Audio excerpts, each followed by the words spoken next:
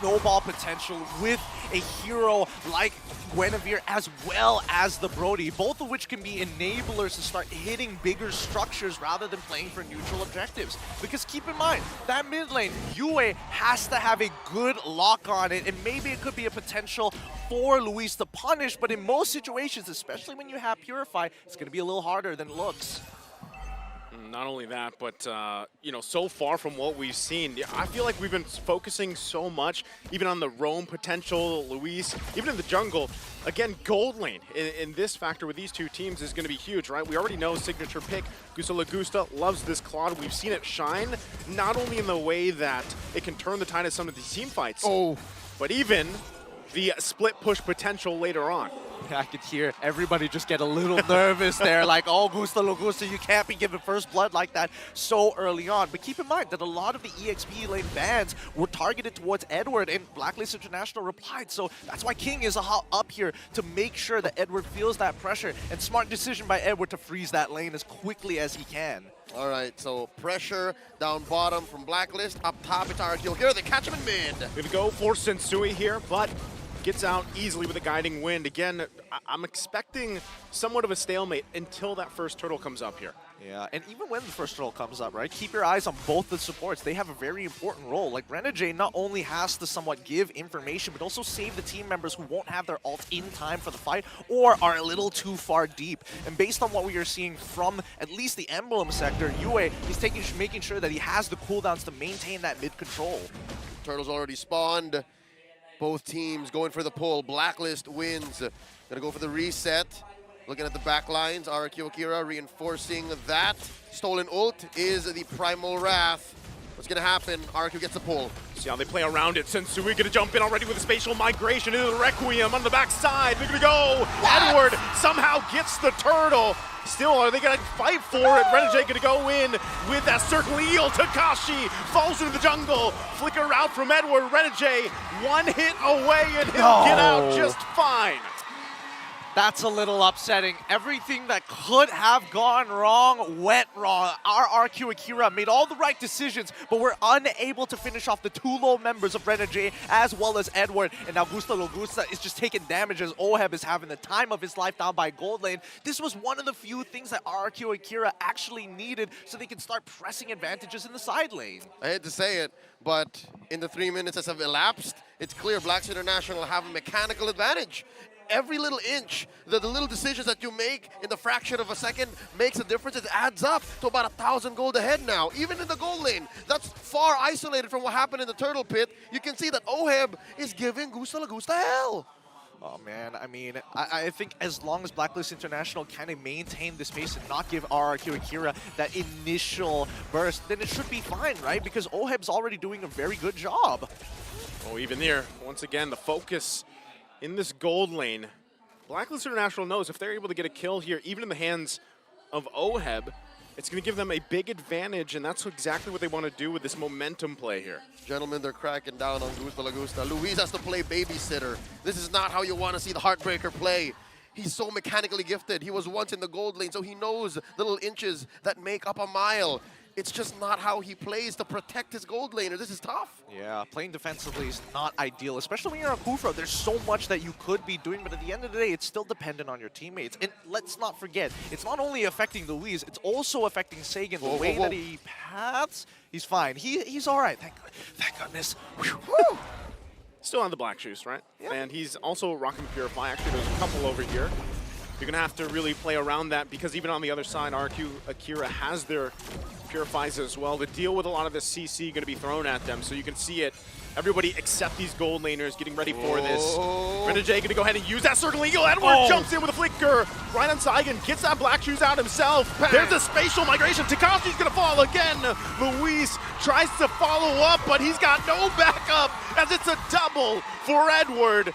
And that's also going to be the turtle secured for Blacklist International. Deja vu, they're still not done. Still going to be going, putting the pressure in the mid lane. They don't want to let up here. Beautiful stuff. Honestly, really beautiful stuff coming in for the side of Blacklist International. The way that they actually look to punish RRQ AKIRA is very simple, right? They're looking for Sagan specifically, and even for Edward, he has got his guns out. Gusta is fine. Oh, no! Hello. Okay, jumps in with a spatial migration, though. Luis, thankfully there in time, but it looks like there might want to be a response. You're seeing here how precise and how exact Blacklist International's movements are. Was this not just a replay of what happened in the first turtle fight? A big win up top, a kill, and then a rotate down bottom, and eventually they convert into a turret up top. They're trying to turn on Edward. Is this the right call? I think at this point, RRQ Akira need to find anything that they possibly can. Look, Edward, he's trying to protect this turret. Wow, he does. Keeps it alive, utilizing that Primal Wrath against the two members of RRQ Akira. Like a Chad. He won't let it go. This is like one of those ego challenge moments, right? First item, he decides to go, you know what, I'm going to get Blade Armor. I'm still playing for the team, and it's clear in these team fights that he knows his role. On the opposite side, RRQ Akira, they start to feel this snowball actually piling up. But the real question is, how do you actually approach these situations, especially since Blacklist International, they're not wasting movement. They're very efficient! They're going to be able to find their target here. Sensui could be in trouble. He's going to fall. RRQ Akira grabbing their first kill here. No, wait, second. First kill for Saigon. Yep, it's their first kill. And they spot out the jungler, Sensui, who, by the way, I just got a note, man. What's going on? His first item after the casual Molten Essence is the Brute Force Breastplate. Is there no better sign of success than excess? You usually don't build Brute Force Breastplate. Like, what was he thinking? Is it because of the damage coverage that RRQ Akira has? Well, that also, as well as the fact that he might be looking for opportunities to actually out-farm his opponent, right? Especially you're up against a Boxio. Let's keep that in mind. The movement speed is going to be useful. Well, they could use it here for this turtle. They're going to go for it. They jump in, but Sensui somehow steals the turtle away. The retry on point. Takashi falls again. That's the third now. Blacklist International finding the punishes where they can. Notorious for having some of the sharpest retributions, dare I say, the best of the best from all of the Philippines, Southeast Asia, the world. Sensui's retribution is notorious. It's world class. Oh, that's why he's on Blacklist. Oh, whoa! Hey. Still going to be going for it again, trying to hold down this mid lane.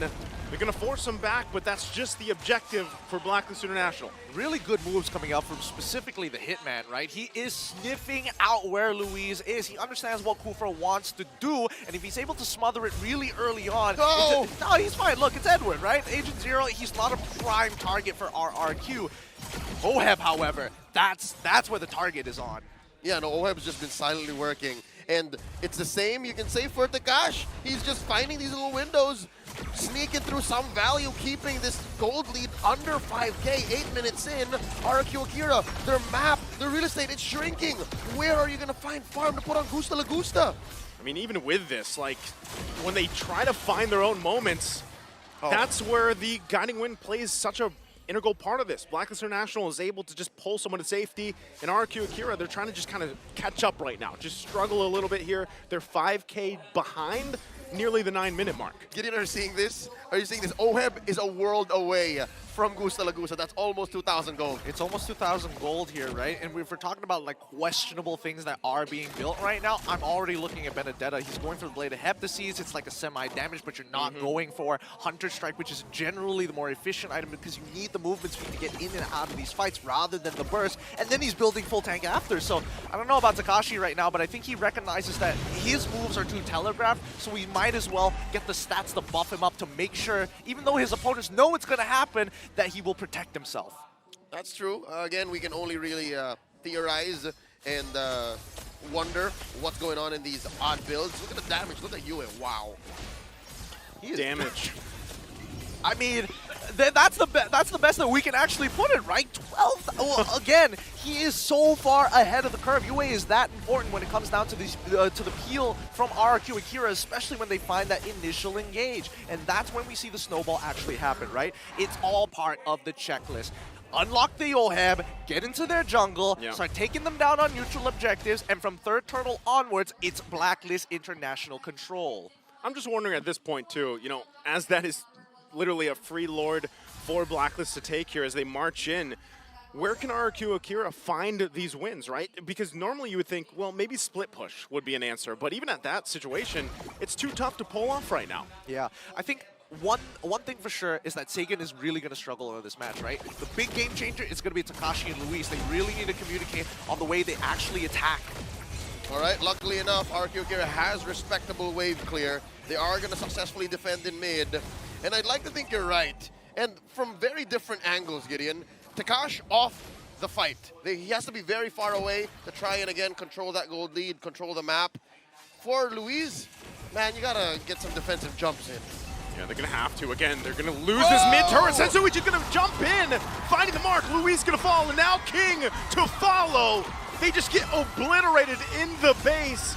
Now Blacklist International with the lead. They're going to go ahead and continue to assault down the base turrets of RRQ AKIRA. Do they cap it out? Edward going to jump in. Takashi falls.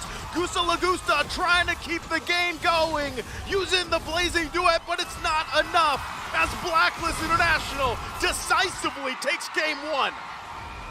Blacklist welcomes RRQ AKIRA into Manila with a dominant victory. Game one going over to Black. Blacklist International feeling comfortable in their own